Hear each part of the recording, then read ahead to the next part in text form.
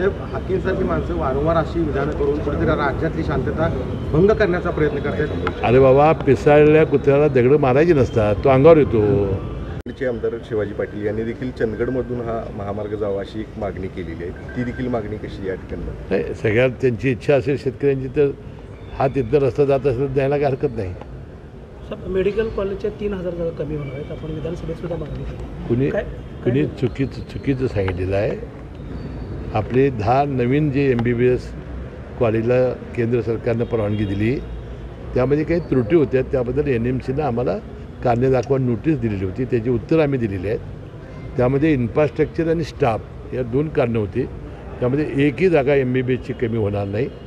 ज्यांनी वक्तव्य केलं आहे, मला वाटते त्यांनी जर मला भेटलं तर मी त्यांना त्यांच्या बुद्धीमध्ये भर घालेन।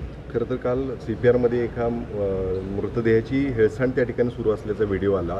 मृतदेह भिजत त्या ठिकाणी ठेवण्यात आला। या सगळ्याला आता या बैठकीला मी अधिष्ठाता डींना बोलवलेलं आहे।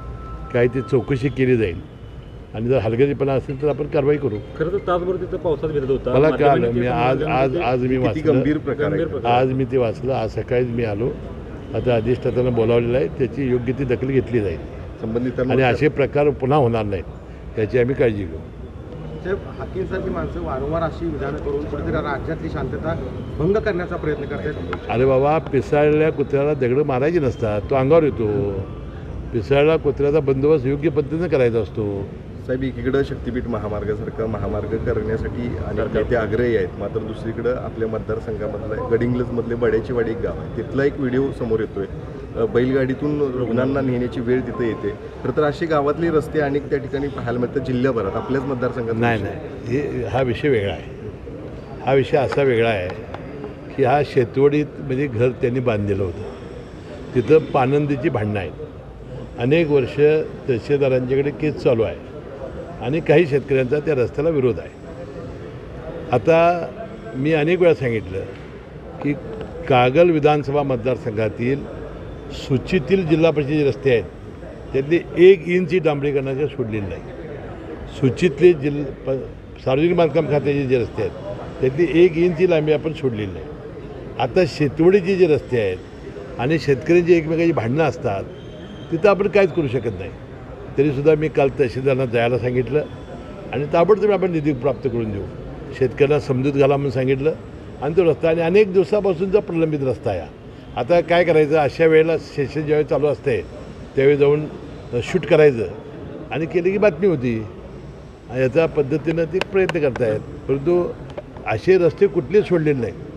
तुम्ही आजही माझ्या मतदारसंघात जावा, गुळगुळीत पांढरे पट्टी असलेले रस्ते बघितले की कागल आलं म्हणायचं आणि खडबडीत सांगितलं की कागल गेलं म्हणायचं। असे प्रकार आपल्याच मतदारसंघात संपूर्ण जिल्हाभरात काही ठिकाणी पाहायला मिळतात। आता काय होते, शेतवडीचे जे रस्ते असतात ना, त्यामध्ये फार मोठ्या सीमेरेषेवरनं 33 फुटाची साखळी, मोजणी करायला दाद देत नाही, शेतकरी अडथळे करतात।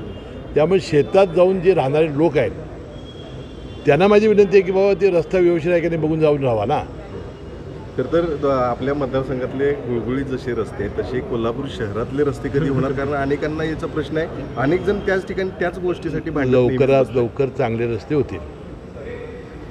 थँक्यू। अनेक वेळा मी स्वतः माझं मनोगत व्यक्त केलेलं आहे की या रस्ता आपल्या जिल्ह्यातून जाऊ नये म्हणून निवडणुकी विधानसभेच्या पूर्वी आपण याची अधिसूचना रद्द केलेली होती। परवा मंत्रिमंडळाच्या बैठकीमध्ये 3 विषय होते। एक, हा शक्तीपीठ रस्ता मंजुरी द्यावी, याला भूमी संपादनाला जे 12,000 कोटी रुपये लागणार आहेत त्याला मान्यता द्यावी आणि कोल्हापूर जिल्ह्यातली जी भूमी संपादनाची प्रक्रिया रद्द झाली आहे ती पुनर्स्थापित करावी।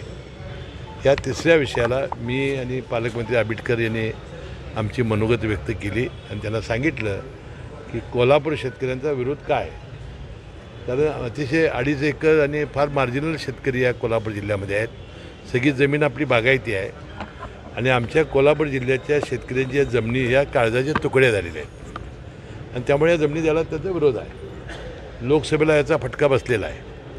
त्याशिवाय हा महामार्ग गेला की अनेक महामार्गामुळं महापूर येतो अशी भावना लोकांच्या झालेली आहे। आणि मग मुख्यमंत्री महोदय म्हणाले किंवा हा रस्ता तर करायचा आहे, हे काय सरकारनं लपवून ठेवलेलं नाही, परंतु आम्ही काय लादणार नाही. आता त्याच्याबद्दल MSRDCने 3-4 पर्याय काढलेले आहेत. त्याबद्दलचा जो पर्याय कमीत कमी शेतकऱ्यांचं नुकसान कसं होईल आणि जिथं विरोध आहे तो डावलून कसा करता येईल यासाठी जेव्हा मुख्यमंत्री महोदय आम्हाला बोलावतील त्यावेळेला आम्ही आमची मतं मांडू. चंदगडचे आमदार शिवाजी पाटील यांनी देखील चंदगडमधून हा महामार्ग जावा अशी एक मागणी केलेली आहे. ती देखील मागणी कशी या ठिकाणी? नाही, सगळ्यात त्यांची इच्छा असेल शेतकऱ्यांची तर हा तिथनं रस्ता जात असेल तर द्यायला काय हरकत नाही. ठीक आहे, याच्याबद्दल मुख्यमंत्री फडणवीस साहेबांनी, उपमुख्यमंत्री अजितदादा पवार, उपमुख्यमंत्री एकनाथ शिंदे साहेबांनी आपापल्या प्रतिक्रिया व्यक्त केलेल्या आहेत आणि एका कुटुंबातले 2 भाऊ जर एकत्र असतील तर सगळ्यांनी शुभेच्छा दिलेल्या आहेत आणि उद्याचा जो मेळावा आहे त्यालाही सगळ्यांनी शुभेच्छा दिलेल्या आहेत आणि त्यामुळं राजकारणामध्ये काय बदल होतील, काय परिणाम होतील हे निवडणुकीत जनता ठरवेल. खरं तर 2 भाऊ एकत्र येऊ नयेत म्हणून तो GR काढला अशी देखील अनेकांकडून टीका झाली. म्हणजे फडणवीस साहेब म्हणाले की 2 भाऊ एकत्र यात म्हणून GR काढतो. हाकेने पुन्हा एकदा अजितदादांवरती टीका केलेली आहे. हाके खूप खालच्या थराला जाऊन टीका केली. यापूर्वी देखील अशाच पद्धतीनं झाली होती. संताप व्यक्त होते. या हाकेच्या विरोधी आपले अमोल मटकरी आमचे प्रवक्त्यांनी आपल्या भावना व्यक्त केलेल्या आहेत. पिसाळलेल्या कुत्र्याला फार दगडं मारायची नसतात. खरं तर एकीकडं ठाकरे बंधू एकत्र येतील अशी आता सगळीकडे चर्चा आहे. दुसरीकडं 2 राष्ट्रवादी देखील एकत्र यावीत आणि त्यासाठी सगळ्यांनी प्रयत्न करावेत असं देखील आमच्या चर्चा हे बघा अनेक वेळा प्रसारमाध्यमामध्ये चर्चा सुरू होतात. आता ज्या पद्धतीनं ठाकरे बंधूंनी एकत्र यावं अशा सगळ्यांनी शुभेच्छा दिल्या, तसं सगळ्या पवारांनी एकत्र यावं अशा शुभेच्छा सगळ्यांनी दिलेल्या आहेत. याबद्दल पवार साहेबांनी देखील कोल्हापुरात आल्यानंतर व्यक्त केलं होतं की जर एकत्र आलेत किंवा चांगलंच आहे. नाही, ते वक्तव्य करण्याआधी आम्ही जे भाजपबरोबर गेलेले आहेत त्याच्यावर जाणार नाही हे वक्तव्य त्यांनी केलं होतं. साहेब, एकीकडं हे सगळं आहे. आज शक्तिपीठ महामार्गाच्या संदर्भात पांडुरंगाला साकडं घालण्यासाठी काही नेते गेलेले, सतेज पाटील असू देत, राजू शेट्टी असू देत, आता साकडं त्या ठिकाणी घालतात की सरकारला सुबुद्धी येऊ दे आणि हा महामार्ग रद्द होतो. याबद्दल अनेक वेळा मी स्वतः माझं मनोगत व्यक्त केलेलं आहे की या रस्ता आपल्या जिल्ह्यातून जाऊ नये म्हणून निवडणुकी विधानसभेच्या पूर्वी आपण याची अधिसूचना रद्द केलेली होती. परवा मंत्रिमंडळाच्या बैठकीमध्ये 3 विषय होते. एक, हा शक्तिपीठ रस्ता मंजुरी द्यावी, याला भूमी संपादनाला जे 12,000 कोटी रुपये लागणार आहेत त्याला मान्यता द्यावी आणि कोल्हापूर जिल्ह्यातली जी भूमी संपादनाची प्रक्रिया रद्द झाली आहे ती पुनर्स्थापित करावी. या 3ऱ्या विषयाला मी आणि पालकमंत्री आबिटकर यांनी आमची मनोगत व्यक्त केली आणि त्यांना सांगितलं. ABP माझा, उघडा डोळे बघा नीट.